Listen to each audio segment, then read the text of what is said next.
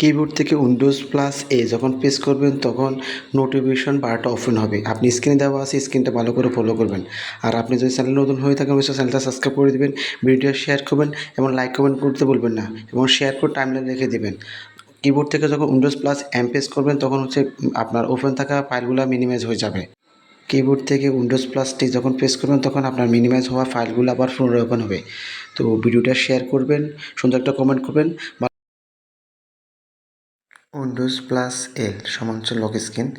আপনার ল্যাপটপ বা পিসিতে যদি লক থাকে আর যখন আপনি উইন্ডোজ প্লাস এল দিবেন তখন স্ক্রিন লক হয়ে যাবে।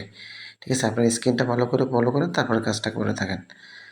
তারপর হচ্ছে উইন্ডোজ প্লাস আর যখন প্রেস করবেন তখন হচ্ছে ওপেন রান বক্স, মানে আপনার কমান্ডে রান বক্স ওপেন হবে। ঠিক আছে, স্ক্রিন আপনারা দেখতে পারতেছেন।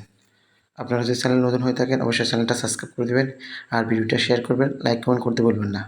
উইন্ডোজ প্লাস ডি দিয়ে দুইটা কাজ করা হয়, একটা হচ্ছে শো ডেস্কটপ আর একটা হচ্ছে ফাইলগুলো মিনিমাইজ করা। এই দুইটা কাজ ইজিলিভাবে করা যায়। Windows plus shift plus S screen recording এবং screenshot. Print screen button press করলে স্ক্রিনশট এবং স্ক্রিন রেকর্ডিং হবে। আর হচ্ছে Windows button plus G press করলে স্ক্রিন রেকর্ডিং হবে। তো ভিডিওটা ভালো লাগলে লাইক কমেন্ট করবেন এবং ভিডিওটা শেয়ার করে দিবেন এবং টাইমলাইন রেখে দিবেন আর বেল আইকনটা অন করে দিবেন। তো ভালো থাকুন, সুস্থ থাকুন, আল্লাহ হাফেজ।